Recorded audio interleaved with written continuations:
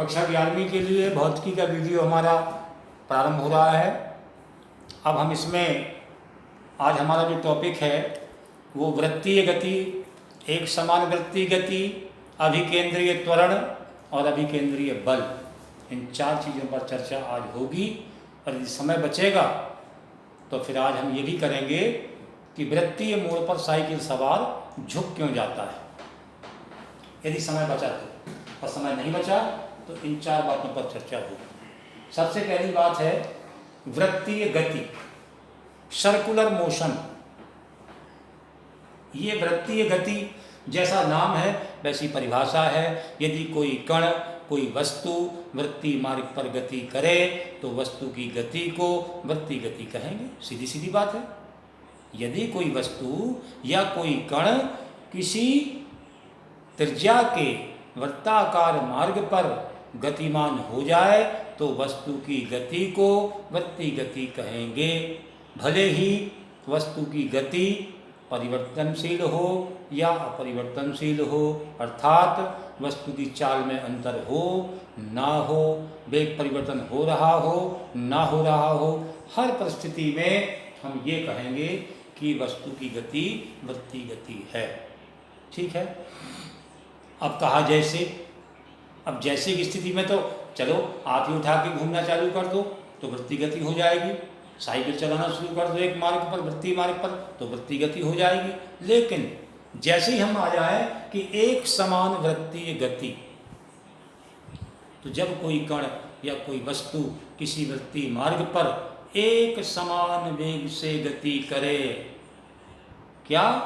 जब कोई वस्तु या कण किसी वृत्ताकार मार्ग पर एक समान वेग से गति करे तो वस्तु की गति को एक समान वृत्तीय गति कहेंगे। जैसे पृथ्वी और सूर्य दो चीजें हैं। कौन किसका चक्कर लगाता है? पृथ्वी सूर्य का चक्कर लगाती है वृत्तीय मार्ग पर। तो यदि पृथ्वी सूर्य का चक्कर लगाती है तो पृथ्वी की गति क्या हो गई? वृत्तीय गति। कक्षों में इलेक्ट्रॉन नाभिक का चक्कर लगाते हैं तो इलेक्ट्रॉनों की गति वृत्तीय गति हो गई। आदि आदि बहुत सारी बातें ऐसी उदाहरण के रूप में तो वृत्तीय गति क्या हुई? जब कोई कण या वस्तु किसी वृत्तीय मार्ग पर गति करे तो उसे हम वृत्तीय गति कहेंगे। ठीक। और यदि कोई वस्तु या कण वृत्ताकार मार्ग पर एक समान वेग से गति करे तो वस्तु की गति वृत्तीय गति कहलाएगी। ठीक है। अब आती है बात अभिकेंद्र त्वरण।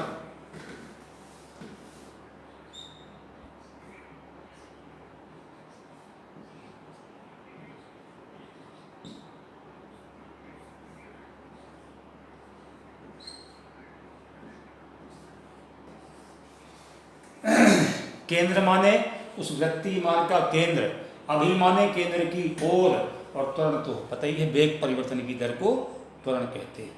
ठीक है। हमने अभी भी कहा था कि जब कोई वस्तु या कण किसी वृत्तीय मार्ग पर एक समान वेग से गति करता है तो वस्तु की गति को एक समान वृत्तीय गति कहते हैं। और बिना वेग परिवर्तन के त्वरण नहीं होता, परंतु यहाँ अभिकेंद्र त्वरण में हम फिर यही कहेंगे कि जब कोई वस्तु या कण किसी वृत्तीय मार्ग पर एक समान वेग से गति करता है, अर्थात एक समान वृत्तीय गति करता है, तो वस्तु की चाल भले नियत रहे लेकिन वस्तु की दिशा बार बार बदलती है। ऐसे गति करेगी जब वस्तु, तो वस्तु की दिशा बार बार बदलेगी। और जब वस्तु की दिशा बार बार बदलेगी तो वस्तु का वेग परिवर्ती वेग होगा। ठीक है ना। और परिवर्ती वेग की स्थिति में वस्तु में एक त्वरण उत्पन्न होता है जिसकी दिशा केंद्र की ओर होती है। इस कारण से हम उसे अभिकेंद्र त्वरण कहते हैं। कंफ्यूजन दूर कर लें। वेग परिवर्तन की दर को त्वरण कहते हैं। किसी वस्तु के वेग परिवर्तन की दर को त्वरण कहते हैं। लेकिन यहाँ पर वस्तु के वेग में परिवर्तन भले ना हो रहा हो परंतु वेग परिवर्ती हो जाता है। क्यों?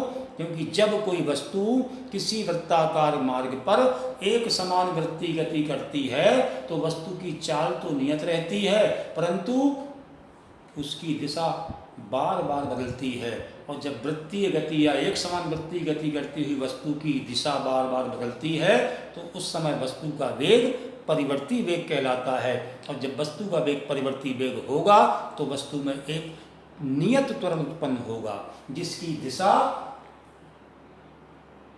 केंद्र की ओर होगी, वृत्तीय मार्ग के केंद्र की ओर होगी। इस कारण से ऐसे त्वरण को हम अभिकेंद्र त्वरण कहते हैं। हम इसको अगर ए से ही प्रदर्शित कर लें तो ए बराबर ये v² अपॉन r, यानी वस्तु का जो वेग था उसका वर्ग बटे वृत्तीय मार्ग की त्रिज्या।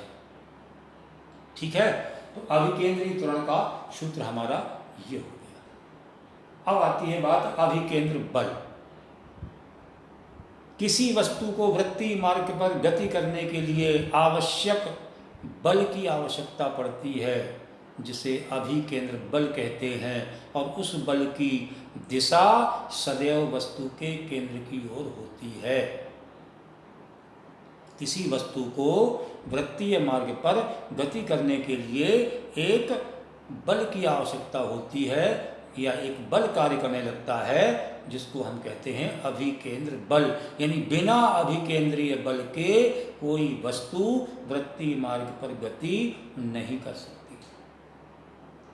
अपन ने मौत का कुआं देखा।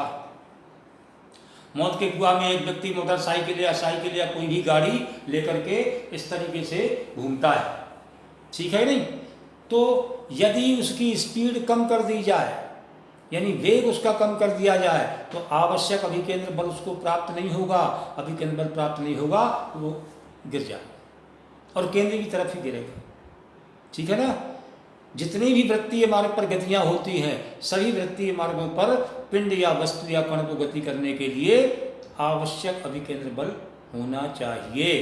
यदि अभिकेंद्र बल पर्याप्त नहीं मिल पा रहा है तो वस्तु वृत्तीय मार्ग पर गति नहीं कर पाएगी। और अभिकेंद्र बल बराबर, चाहे बल बराबर कहते हैं हम, क्योंकि हम तो अभिकेंद्र बल पढ़ रहे हैं तो अभिकेंद्र बल ही लिखेंगे। बल बराबर होता है द्रव्यमान गुणे त्वरण, लेकिन यहां क्या हो जाएगा? द्रव्यमान गुणे अभिकेंद्रीय त्वरण।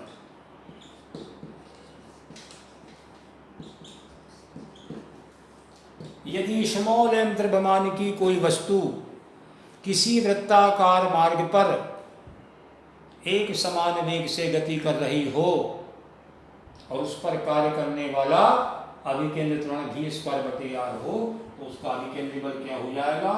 m द्रव्यमान हो गया गुणे v²/r, यानी अभिकेंद्र बल का सूत्र क्या हो गया? mv²/r। तो इस तरीके से द्रव्यमान गुणा अभिकेंद्रीय त्वरण बराबर होता है अभिकेंद्र बल। अभिकेंद्र बल के एक आप उदाहरण देखते हैं अपन। साइकिल के पहिए में हो, चाहे मोटरसाइकिल के पहिए में हो, चाहे किसी भी गाड़ी के पहिए में हो, मड गार्ड लगाया जाता है। ये मड गार्ड, मड माने होता है कीचड़, गार्ड माने सुरक्षा करने वाला। हमारी सुरक्षा कर रहा है वो काय से? मड से। क्यों? जब पहिया घूमेगा, पहिए में धूल के कण, कीचड़ के कण चिपकेंगे। जब पहिया घूमेगा तो आवश्यक अभिकेंद्र बल उसको प्राप्त नहीं हो पाएगा। किसको? उस कीचड़ को जो उस पर चिपक गया था। इसलिए वो क्या होगा?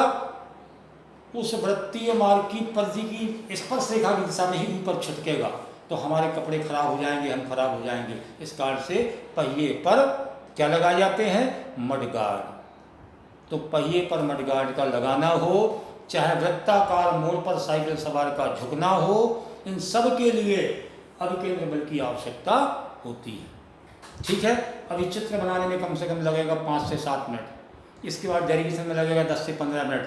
तो अब हमारा जो अगला क्वेश्चन है वो ये है, इसी से संबंधित है कि वृत्तीय मोड़ पर साइकिल सवार को झुकना क्यों पड़ता है। मतलब सुरक्षित रूप से वृत्तीय मोड़ को पार करने के लिए उसे केंद्र की ओर झुकना पड़ता है। इसका क्या कारण है, इसकी गणितीय व्याख्या हम अगले वीडियो में करेंगे। ठीक है, इतना आप समझ लीजिए।